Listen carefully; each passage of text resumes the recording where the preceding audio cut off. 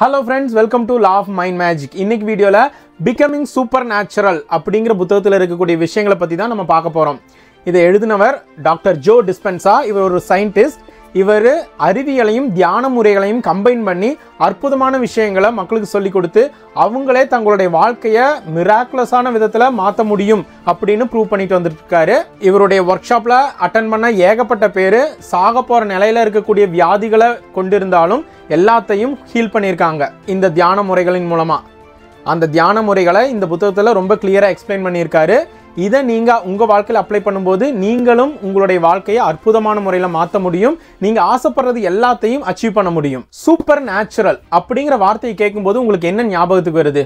Spiderman மாதிரி ஒரு பில்டிங்ல இருந்து இன்னொரு பில்டிங்க்கு ஜம்ப் பண்றதா, இல்ல எந்திரன் படத்துல வர ரோபோட் மாதிரி இப்படிங்கிறதுக்குள்ள ஒரு புத்தகத்தை படிச்சு முடிக்கிறதா, இல்ல டைம் மெஷின் மூலமா ஒரு 50 வருஷம் இல்ல 100 வருடங்களுக்கு பின்னாடி அல்லது முன்னாடி போய் பார்க்கறதா, இல்ல அடுத்தவங்களுடைய மனதை கிளியரா ரீட் பண்றதா, எது உங்களை பொறுத்த வரைக்கும் சூப்பர் நேச்சுரல், அதாவது இயற்கைக்கு அப்பாற்பட்ட விஷயம்னா என்ன? இன்னொரு 20-30 வருஷம் கழிச்சு யாராவது ஒருத்தர் 4 அட்ரஸை ஞாபகம் வச்சிருந்தாலோ இல்ல 4 ஃபோன் நம்பரை மனப்பாடமா சொன்னாலோ அதுவே சூப்பர் நேச்சுரல் விஷயமா பார்க்கப்படலாம். இல்லை ஒரு ஸ்டூடெண்ட் ஒரு அரை மணி நேரம் ஃபோக்கஸ்டாக படிக்க முடிஞ்சால் அது இயற்கைக்கு அப்பாற்பட்ட விஷயமா பார்க்கப்படக்கூடும். ஏன்னா இன்றைய காலகட்டத்தில் என்றைக்கும் கேள்விப்படாத அளவுக்கு இன்னைக்கு குழந்தைகள் மத்தியில் ADHD பிரச்சனைகள் இருக்குது. Attention deficient disorder. குழந்தைனால ஒரு விஷயத்தை குறிப்பிட்ட நேரம் கவனிக்க முடியறதில்ல. இன்னைக்கு நீங்கள் ஒரு சோஷியல் மீடியாவில் ஒரு மணி நேரம் ஸ்பெண்ட் பண்ணுறீங்கன்னா உங்கள்கிட்ட இருந்து திருடப்படுறது உங்களுடைய கவனம்.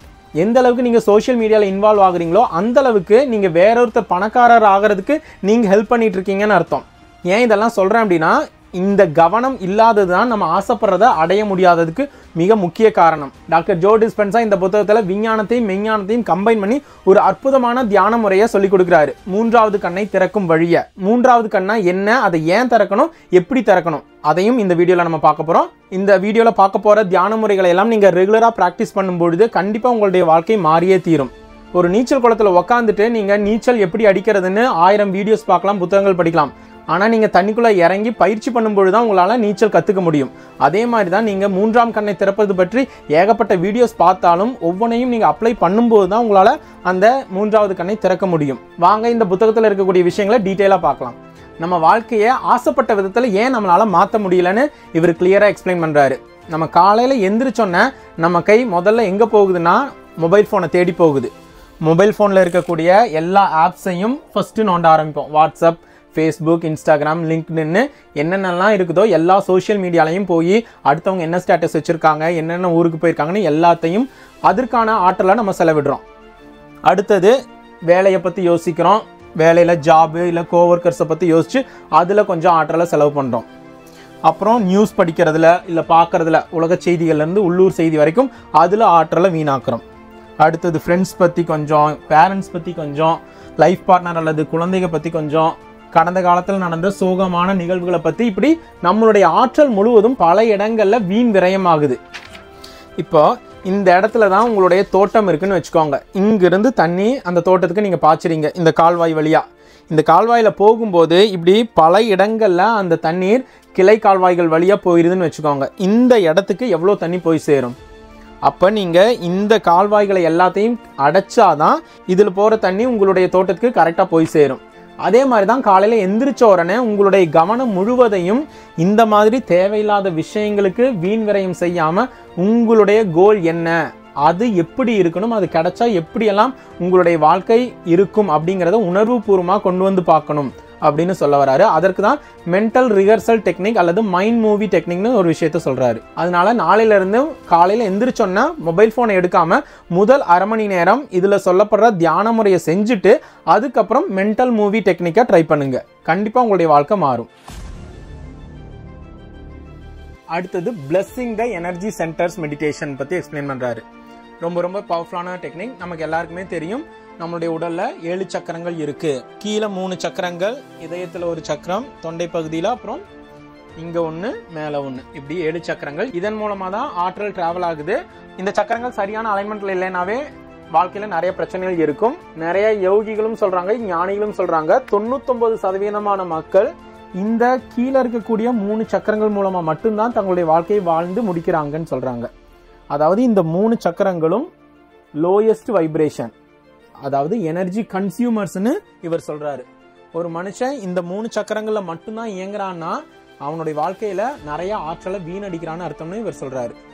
அதாவது மூலாதார சக்கரம் அப்படின்னா ஒரு மனிதனுடைய அடிப்படை தேவைகளை மட்டும் பூர்த்தி செய்து வாழ்றான். உணவு, உடை, இருப்பிடம், காம எண்ணங்கள் இந்த மாதிரியான விஷயங்களுக்கு மட்டும் ஒருத்தன் கவனம் செலுத்தினா அவன் வெறும் ஒரே ஒரு சக்கரத்தின் மூலமா தான் இயங்குகிறான்னு சொல்றாரு. உங்க வாழ்க்கை ஓரளவு டீசெண்டா போயிட்டு இருக்கு, ஓரளவு நல்லா லைஃப் ஸ்மூத்தா போயிட்டு இருக்கு அப்படின்னா உங்களுக்கு இந்த சக்கரமும் நல்லா இயங்குதுன்னு அர்த்தம். உங்களுடைய வாழ்க்கை பயங்கர டாப்ல பிசினஸ்லயும் சரி, அதாவது பொருளாதார வாழ்க்கையில உங்களுடைய வாழ்க்கை ரொம்ப அபரிமிதமா இருக்குது அப்படின்னா 3வது சக்கரம் நல்லா இயங்கிட்டு இருக்குன்னு அர்த்தம். எப்ப இந்த 4வது சக்கரம் இதயத்துல இருக்கக்கூடிய அனகதா சக்கரம் ஆக்டிவேட் ஆகுதோ அல்லது சரியா இயங்குதோ அப்ப உங்களுக்கு எல்லார் மேலையும் அளவு கடந்த அன்பு, நிபந்தனையற்ற அன்பு இருக்கும். இதுதான் ஆம்பிளிஃபயர்னு டாக்டர் ஜோ டிஸ்பென்சா சொல்றாரு. ஒருவனுடைய ஆற்றல் இங்கிருந்து மேல வந்து இந்த ஹார்ட் சக்கராவை தாண்டிருச்சு அப்படின்னா அது பயங்கரமா எக்ஸ்பேண்ட் ஆகி மற்ற சக்கரங்கள்லாம் ஈஸியா ஓபன் ஆயிரும்னு சொல்றாரு. அதனால காலையில முதல்ல எந்திரிச்சோன்னா ஃபர்ஸ்ட் உங்களுடைய சக்கரங்களை ஆசீர்வாதம் பண்ணுங்கன்னு சொல்றாரு. இவர் டைரக்டா சக்கரான்னு சொல்றதுல ஒவ்வொன்னையும் எனர்ஜி சென்டர்னு சொல்றாரு.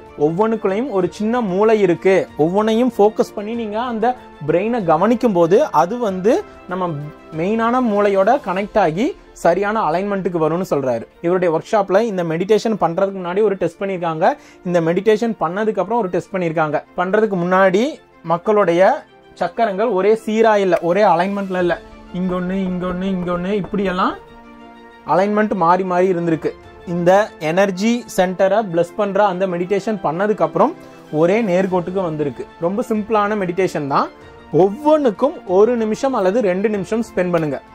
அதாவது ஃபர்ஸ்ட் சக்கரத்துல ஒரு 2 நிமிஷம் முழு கவனம் செலுத்தி உங்களால எந்த அளவுக்கு அன்பு, மகிழ்ச்சி அல்லது நன்றியுணர்வு இந்த 3 எமோஷன்ஸ்ல ஏதாவது ஒரு எமோஷன்ஸை ஃபீல் பண்ண சொல்றாரு.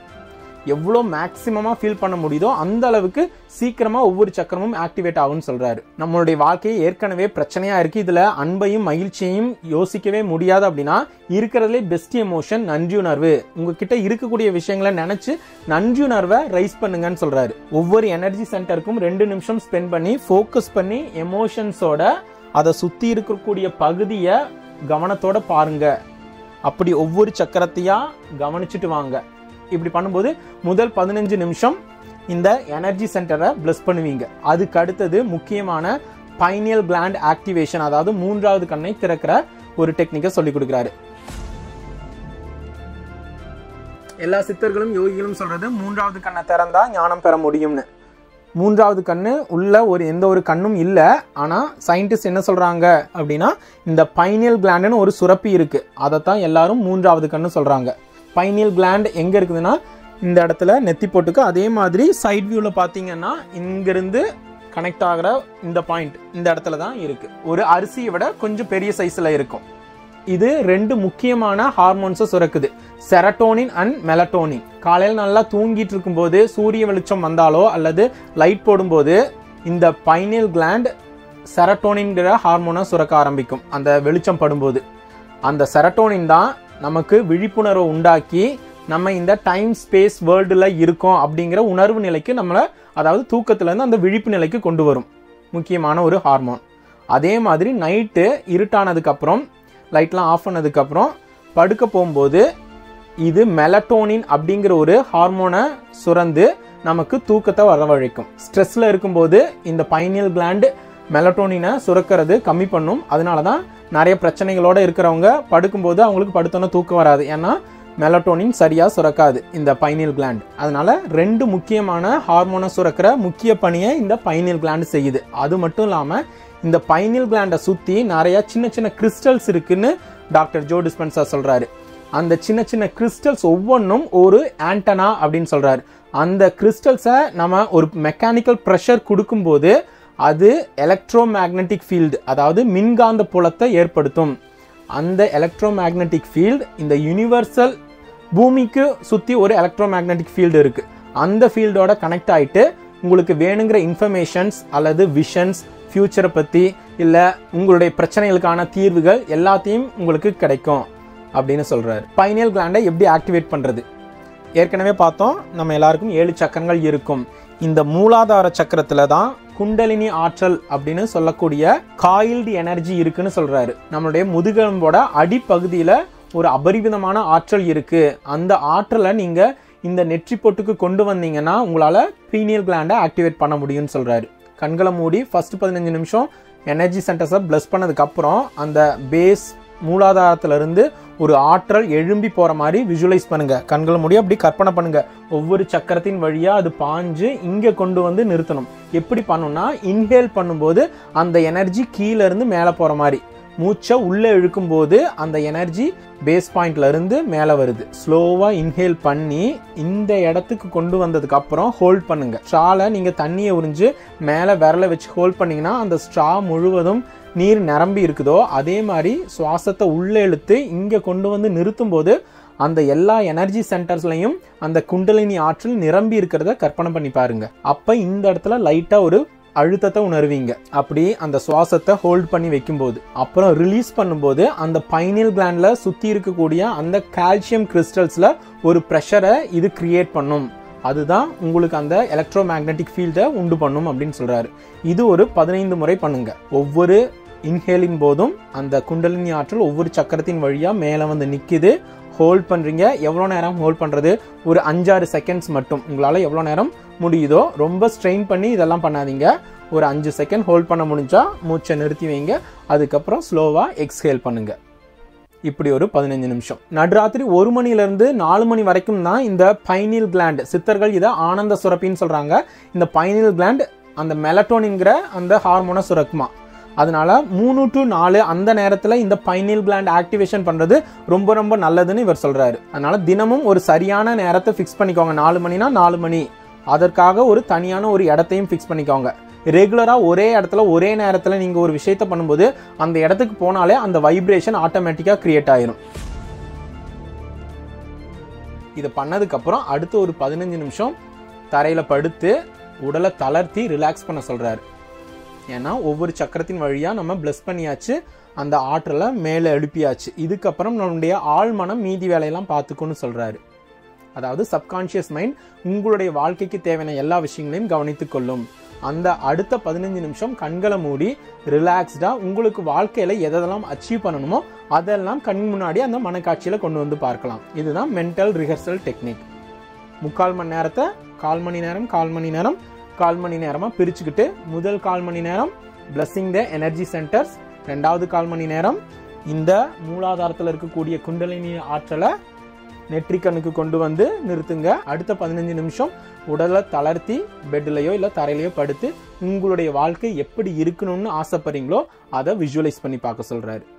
இப்படி பண்ணும்பொழுது ரெகுலரா பிராக்டிஸ் பண்ணும்போது கண்டிப்பா நீங்க ஆசைப்படுற விஷயங்களை மேனிஃபெஸ்ட் பண்ணியே தீர்வீங்கன்னு இவர் ரொம்ப ஸ்ட்ராங்கா சொல்றாரு.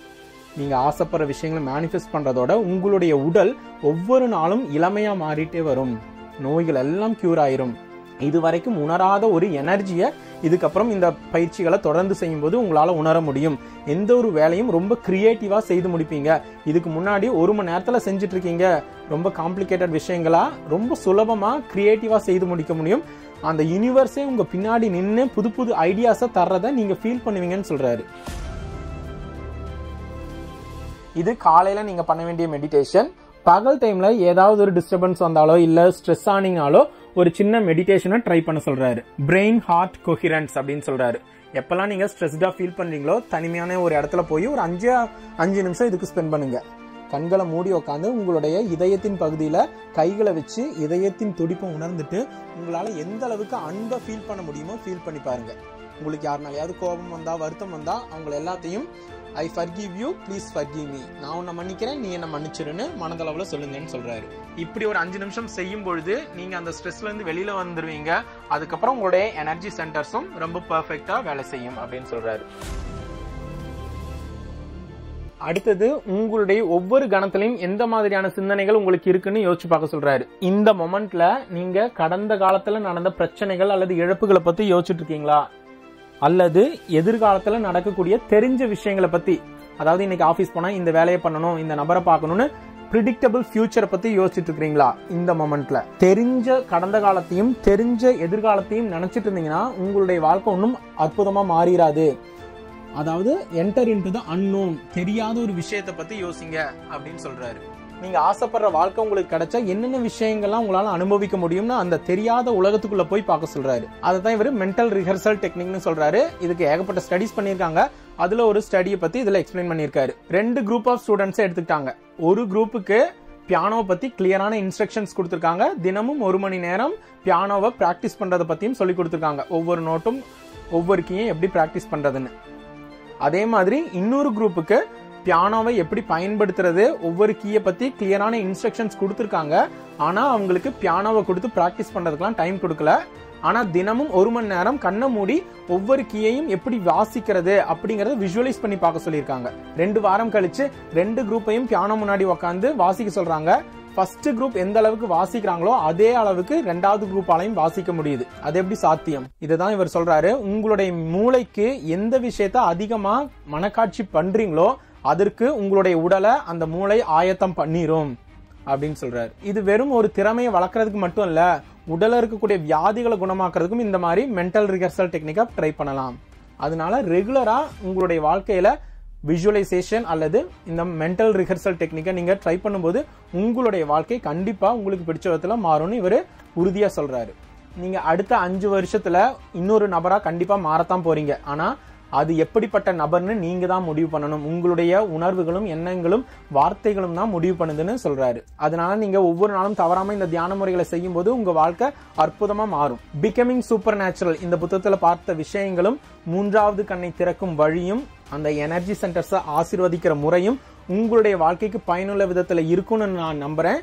அப்படி இருந்திருந்தா இந்த வீடியோக்கு like or comment or share பண்ணுங்க. இன்னொரு அமேசிங் கான்செப்டோட உங்களை சந்திக்கிறேன். அது வரைக்கும் be healthy, be wealthy. I am your spiritual friend Praveen. Thank you.